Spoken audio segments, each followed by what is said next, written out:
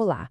Hoje a gente vai mergulhar fundo num material importantíssimo para entender a psicologia masculina, The Palgrave Handbook of Male Psychology and Mental Health. A ideia aqui é a gente desempacotar juntos as ideias centrais e os dados que esse livro traz, para a gente conseguir iluminar um tema que, vamos combinar, é super complexo e muitas vezes mal compreendido. E para a gente ter uma ideia do peso do assunto, o manual já abre com um dado que, olha, choca. Nos Estados Unidos, a chance de um homem morrer por suicídio é 3,5 vezes maior do que a de uma mulher. E isso, claro, não é só um número, né? É o ponto de partida que acende um alerta para a urgência de se entender os desafios específicos da saúde mental masculina.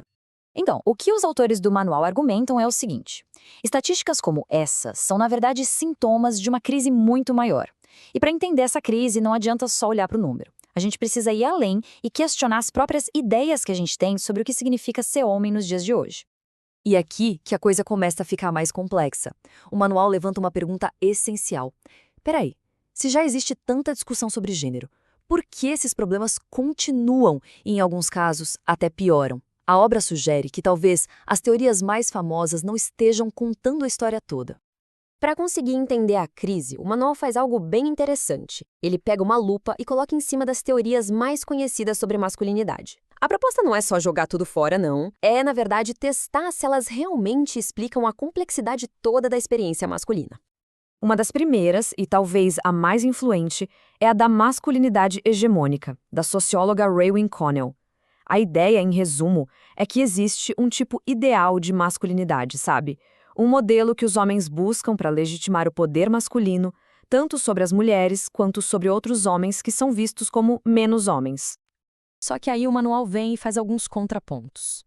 Primeiro, os autores dizem que essa é uma hipótese que na prática nunca foi de fato testada. Segundo, ela tende a ignorar o poder que as mulheres têm na esfera doméstica, por exemplo, e praticamente descarta qualquer influência da biologia. O livro chega a mencionar que a própria criadora da teoria, a Connell, admitiu depois que essa ideia de uma ordem de gênero mundial única era, na verdade, uma simplificação. Depois, a gente chega num outro conceito que todo mundo já ouviu falar, a masculinidade tóxica. A crítica do manual aqui é que, embora o termo possa até descrever alguns comportamentos ruins, ele acaba correndo o risco de tratar a masculinidade em si como se fosse uma doença. A implicação disso, segundo os autores, é perigosa. Seria como dizer que quanto mais masculino, mais tóxico um homem é. Então, a grande questão que o livro levanta é, se a gente foca quase que só em fatores sociais e de poder, o que será que a gente está deixando de ver? O argumento do manual é que essa abordagem acaba criando pontos cegos, que nos impedem de enxergar outras peças importantes desse quebra-cabeça que é a psicologia masculina. E o objetivo do livro é exatamente esse. É como se ele quisesse abrir uma porta que ficou muito tempo fechada, sabe? Abrir a porta para aquelas áreas da experiência masculina que ficaram na sombra das narrativas mais populares. A ideia é deixar a luz entrar para a gente finalmente ver a imagem completa. E, para dar nome a um desses pontos cegos, o manual propõe um conceito novo, o viés gama. Pensa nisso como uma distorção cognitiva, uma tendência cultural que a gente tem de focar e até aumentar os aspectos negativos ligados aos homens e, ao mesmo tempo, minimizar ou simplesmente ignorar as contribuições positivas deles e até as suas próprias vulnerabilidades. E as consequências práticas desse viés, segundo o livro, são enormes. Coisas como homens que sofrem violência doméstica, o baque emocional da infertilidade, as dificuldades que os meninos enfrentam na escola e o peso de ter que ser o provedor da família. Tudo isso acaba sendo jogado para escanteio na discussão pública. E olha só que interessante esse trecho do manual. Quando fala de infertilidade, o autor destaca que foram as próprias pesquisadoras feministas, enquanto estudavam tecnologias de reprodução assistida, que perceberam como a experiência dos homens nesse processo era quase invisível. Isso mostra que a percepção desses pontos cegos não é algo exclusivo de uma linha de pensamento. Mas o manual não para só na crítica, não. Ele também propõe um caminho para seguir em frente, apresentando o conceito de masculinidade positiva. Para a gente entender essa proposta, é legal comparar duas visões. De um lado, tem o construcionismo social, que por muito tempo foi dominante e vê o gênero como algo quase 100% aprendido, como se a gente nascesse uma tabula rasa. E do outro, tem a visão biocultural do manual.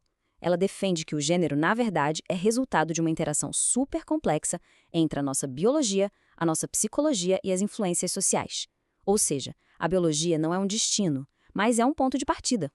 Essa frase do livro resume a posição de um jeito, assim, bem direto. A ideia é que por mais que a cultura modele, e muito, como o gênero se manifesta, a base biológica do sexo é o fundamento onde o gênero se constrói. Ignorar isso, segundo os autores, seria como tentar entender um prédio ignorando a fundação dele. É nesse cenário que surge a masculinidade positiva. E atenção, não é uma lista de regras de como ser homem, pelo contrário. É uma abordagem que funciona como um contrapeso para a vergonha, focando em esperança, em crescimento e naquilo que é saudável na vida masculina. A ideia central é criar um espaço para que os próprios homens possam definir de um jeito construtivo o que a masculinidade significa para eles. A gente pode pensar que essa discussão é só sobre homens, mas o manual argumenta que o buraco é bem mais embaixo. Entender melhor a psicologia de metade da população não beneficia só essa metade, né? Beneficia a sociedade como um todo. E chegamos numa das mensagens mais poderosas da obra. A busca por igualdade não deveria se transformar numa tentativa de apagar as diferenças. O manual defende que a verdadeira igualdade é aquela que reconhece, respeita e valoriza as diferenças que existem, em vez de fingir que elas não estão lá. Para a gente fechar, fica uma reflexão que o próprio livro inspira. Se a gente conseguir enxergar as complexidades, as vulnerabilidades e também os pontos fortes de homens e meninos com mais clareza, de que forma isso poderia enriquecer a nossa compreensão sobre as mulheres, sobre as relações humanas e sobre a sociedade que a gente está construindo? A obra sugere que, no fim das contas, entender um gênero mais a fundo inevitavelmente nos faz entender todos os outros muito melhor.